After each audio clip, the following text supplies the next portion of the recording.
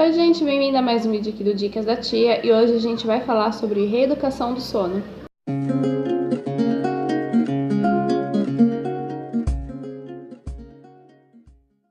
Primeiramente, deixa eu lembrar você de passar nas redes sociais para conhecer, dar o seu like, se inscrever aqui no canal se você ainda não é inscrito.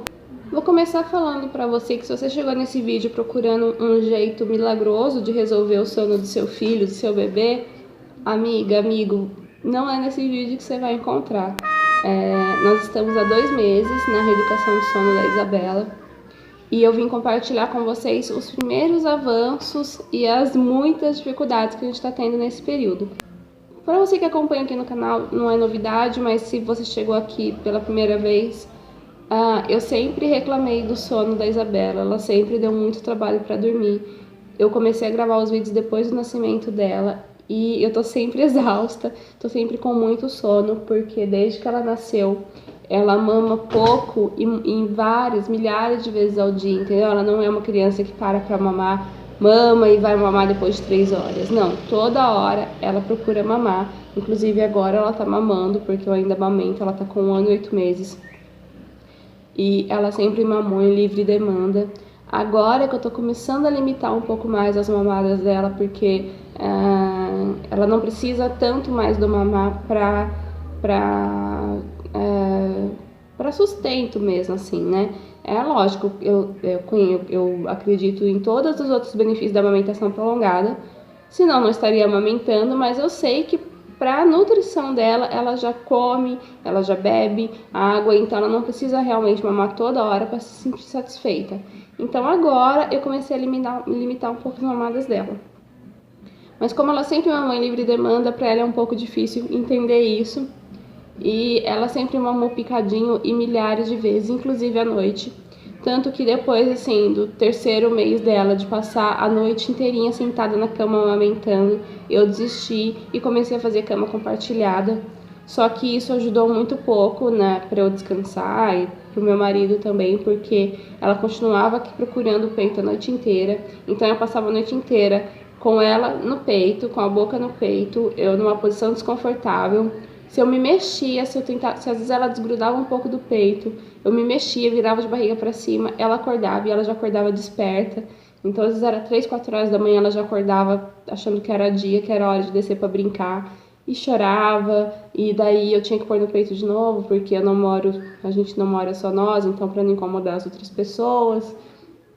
E para não ficar cansativo para ninguém também, eu acabava cedendo. Enfim, uma série de coisas, mais o temperamento dela, que fez com que agora, quando ela tinha 1 ano e no começo do ano, quando ela completou 1 ano, eu passei no pediatra, assim, falando que eu não aguentava mais, que deveria ter alguma coisa errada, porque ela não dormia. Como é que uma criança consegue se desenvolver se ela não engatava, assim, 1 hora de sono pesado, sabe? Ela ia cochilando e qualquer coisinha acordava.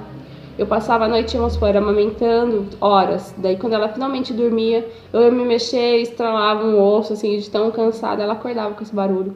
Barulho do nosso colchão, respiração, qualquer coisa ela acordava. Então, eu falei pro pediatra que não era possível que isso fosse saudável para ela, que ela não ia conseguir se desenvolver dormindo tão pouco. Encaminharam a gente pro neurologista. Daí, como demorou, porque, né, pelo SUS e tal, encaminharam a gente lá pro hospital não sei se é hospital, mas lá para a Unifesp, onde tem vários neurologistas, inclusive estudantes, encaminharam a gente para lá para estudar o caso da Isabela. Daí passamos em consulta, fizeram vários exames lá, vários exames clínicos nela, para ver se ela tinha algum distúrbio mesmo, se ela tinha algum problema um pouco mais sério que limitasse esse sono dela. E daí foi constatado que ela tinha insônia comportamental. Quando eu vi esse nome, eu já me frustrei. Não que eu quisesse que ela tivesse alguma doença, né? Mas que quer dizer esse nome? Que ela só tem insônia por causa do comportamento, e é um comportamento que a gente passou pra ela, que tipo, assim, vocês acostumaram ela mal, em outras palavras. Então quando eu vi isso, já fiquei frustrada. Eu falei, eles vão mandar eu deixar chorando, vou mandar, e dito e feito. Daí eles falaram que ela não tinha nenhum problema de saúde, não tinha nada que impedisse o sono, que era um mau costume, mesmo dizendo que desde a primeira noite que a gente está em casa, ela tem esse comportamento, disseram que era mau costume, que a gente tinha que educar, que o sono era uma coisa que se ensina, que a gente tinha que... Indicou o livro Nana Nenê, que é aquele livro polêmico que fala sobre que a gente tem que deixar a criança chorando para ela acostumar, que tem que ficar na cama, né? Que criança, que não é a criança que manda na gente, é a gente que manda na criança. Indicou esse livro pra gente ler. E ensinaram a gente a fazer isso, de deixar ela chorando no berço, como ela dorme no quarto com a gente, ela não tem um quarto para ela. Que era pra gente sair do quarto, ignorar, deixar ela lá chorando até ela pegar no sono, que isso poderia demorar 2 dias, como poderia demorar meses, e que não era pra mexer com ela, mesmo que ela passasse mal de chorar, mesmo que ela vomitasse, não era pra limpar. Enfim, eu respeito a posição dos profissionais, afinal de contas, quem passou tudo isso pra gente foi o professor lá, né, o neurologista mesmo, assim. Então eu respeito a posição dele, mas me assustou, porque eu não digo que eu faria criação com apego, porque esse nome meio que virou um clichê e virou meio que sinônimo de mãe bicho grilo, mãe que deixa tudo, mãe que pode tudo. Eu não diria que é isso, assim, mas eu acredito que a criança é um ser vivo, é um ser humano. Ser vivo mas é um ser humano, né? Com as mesmas necessidades que eu tenho. Então, o que eu entendo por esse choro dela? Imagina só como que eu coloco para as pessoas entenderem quando acham que eu estou exagerando. Você está acostumado a mandar um WhatsApp pro seu marido todo dia e ele te responde, certo? Esse é o meu jeito de me comunicar com ele. Eu mando WhatsApp para ele no trabalho, 6 horas da tarde ele me responde. Daí um belo dia eu mando WhatsApp, ele não responde. Eu mando mais, ele não responde. Eu mando, ele não responde. O que eu vou pensar, gente? Eu vou aprender a não mandar WhatsApp, vou falar assim, não, ele não vai me responder, eu vou ficar aqui na minha. Não, gente, eu vou ficar muito preocupada, eu vou achar que aconteceu alguma coisa, sabe? E eu penso que a mesma coisa é ela. Ela tá mandando a mensagem dela, ela tá acostumando a mandar a mensagem dela. Um belo dia, de um dia pro outro, eu não vou mais responder a mensagem dela, ela vai entender que é porque ela não é mais pra ela mandar mensagem? Não, gente, ela vai ficar preocupada, ela vai achar que o leite acabou, ela vai achar que a gente morreu. Eu acho isso cruel, não tem como explicar pra ela ainda o que tá acontecendo, e eu não consigo imaginar o que passa na cabeça dela. Então eu fiquei muito assustada e não concordei muito com essa ideia. Mas como eles me disseram que isso ajudaria, que isso resolveria, eu prometi pensar, prometi colocar em prática, prometi ler o livro, enfim. Outras coisas que ele me aconselhou é a não dar mais mamar durante a noite, porque ela não precisa mais mamar durante a noite, que isso é necessário nos primeiros meses de vida, né? E que agora ela não precisa mais mamar da madrugada, que na verdade o ser humano é criado para passar a madrugada em jejum, e que isso era um mau costume que não era para dar mamar. Só que daí, gente, o que acontece? Isabela come muito mal também. Pode até ser por causa do mamar, que ela fica mamando toda hora. Ela come muito mal. Ela só belisca e ela não engole o alimento. Ela mastiga e gospe. Então, eu fiquei muito preocupada, assim, porque como é que eu vou saber que realmente não é fome, sabe? E daí fiquei nessa. Li o livro, Nana Nenê. Não gostei. Não gostei do que é abordado ali. Eu acho que é uma visão meio como nossos pais pensavam, sabe? Que a criança tem que aprender, a criança tem que se moldar. É aquela visão que, tipo assim, como se a criança fosse um barro que você vai moldar. Mas não é o que eu acredito, gente, porque tem muita coisa da personalidade da Isabela que ninguém ensinou e ela tem, sabe? E eu acho que se fosse assim como eles dizem... vamos supor, se um casal que tem 10 filhos, os 10 seriam iguais, ou até mesmo 2, sabe? Os 2 seriam iguais. E não são, gente, porque assim, lógico, você ensina, você dá educação, você ensina bons costumes, você ensina, né? Enfim, você consegue passar algumas coisas. Mas outras coisas são da personalidade, já vem com a pessoa, já vem pré-programado. Não dá pra dizer que você agindo assim, você vai conseguir moldar 100% da personalidade da criança. Então eu não concordo, não. Eu acho até que funciona, como eu já vi casos de pessoas que tentaram e funcionou, mas eu acho que a criança meio que se resigna, sabe essa palavra? Tipo, se conforma, sabe? Tipo assim, ai, tô chamando aqui, acho que eles morreram, não vou mais parar de chamar. Ou então, olha, ninguém escuta o que eu tô pedindo, ninguém me dá atenção. Eu acho que é mais isso que acontece. E daí fiquei muito chateada, fiquei preocupada, sabe? Porque eu não queria que fosse assim, mas por outro lado eu tava muito exausta, precisava dormir, não aguentava mais. Eu já não tava conseguindo ser uma boa mãe, de tão cansada que eu tava sem paciência com ela. Daí conversando com uma grande amiga minha que já passou por isso, ela conseguiu fazer o desmame noturno e ela conseguiu ensinar o bebê dela a dormir sozinho. Eu conversando com ela e tal, eu tava muito aflita, tava chorando, assim, porque realmente eu tava muito preocupada de fazer isso com ela, sabe? E daí ela me falou uma coisa, assim, que mudou meu jeito de pensar a respeito. Ela falou assim, amiga, não tem um jeito certo, tem que ser o seu jeito. Se você acha que até a página 10 do livro vai dar certo, mas a 11 não dá mais certo, adapta da forma que você vai achar que vai funcionar com você e com a sua filha, porque não dá pra colocar todo mundo no mesmo esquema. E daí ela falou, tenta encontrar o seu método, pega um pouquinho de cada coisa e vai... Tem um cabelo. E tenta encontrar a forma que vai funcionar melhor pra vocês. Daí eu li esse livro, eu li aquele Crianças Francesas Não Fazem Birra, Crianças Francesas Não Choram, alguma coisa assim. Tem um outro que é o extremo oposto dele, que agora esqueci o nome. Eu vou colocar o nome aqui, mas é um livro que vai pela outra vertente, que não é legal deixar a criança chorando. Li ele também, daí achei que é radical demais em outro oposto. Assisti todos os programas da temporada daquele programa da GNT lá, que ensina a dormir, que tem aquela mulher lá que ensina a dormir. E fiz um apanhado das coisas e resolvi fazer da minha forma. O neurologista tinha perguntado se a gente achava que se ela ia chorar muito ou se ela ia chorar pouco. E eu tenho certeza que eu já tinha certeza que ela ia chorar muito. Então ele passou um remedinho, não vou falar o nome do remédio pra você não cair na tentação de comprar, você que tá desesperado, porque eu sei que quando a gente tá desesperado, a gente tem ações desesperadas.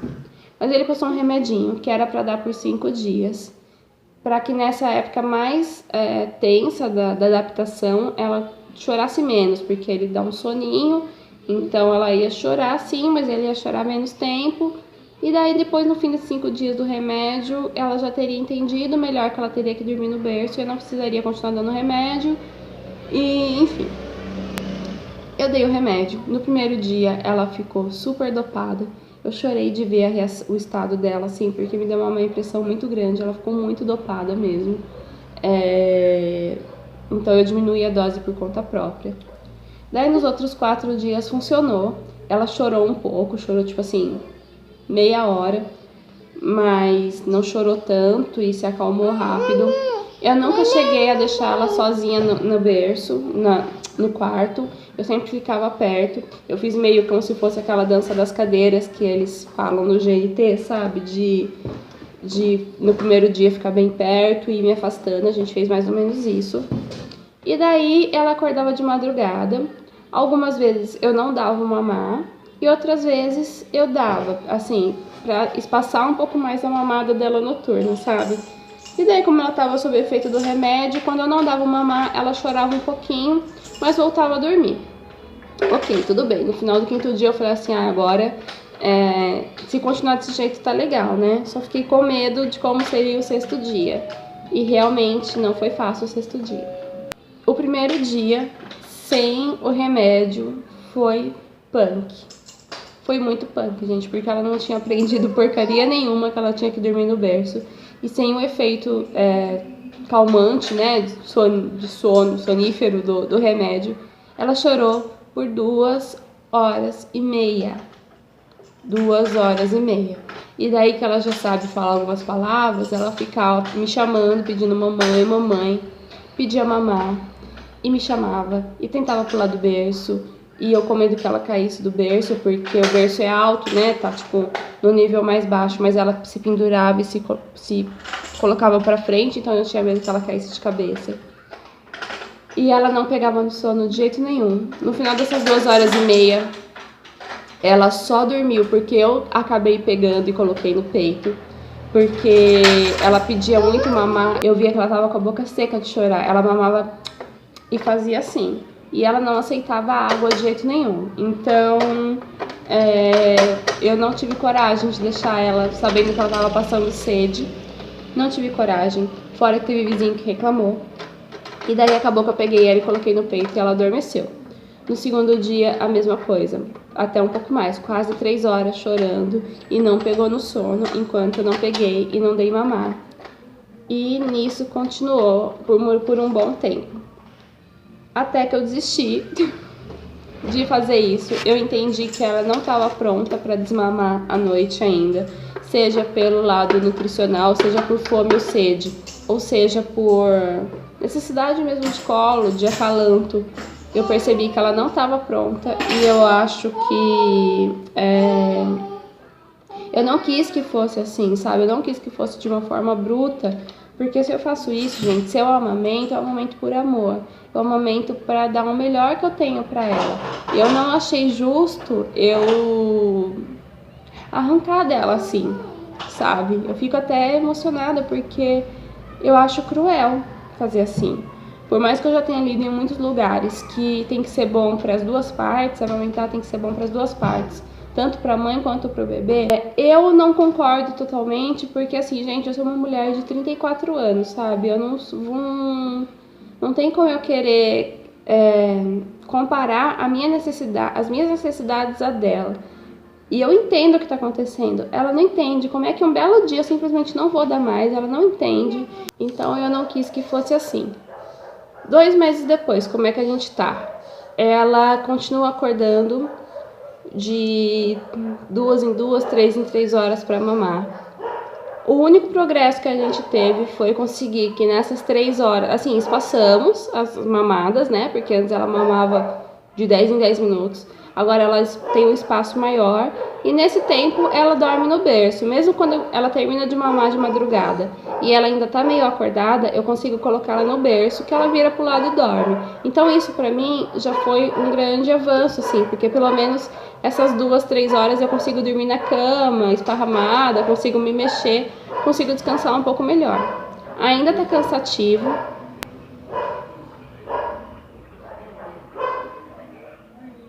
Ainda tá cansativo, ainda é bem cansativo. De madrugada, nossa, quantas vezes eu pego ela pra mamar e dou umas pescadas.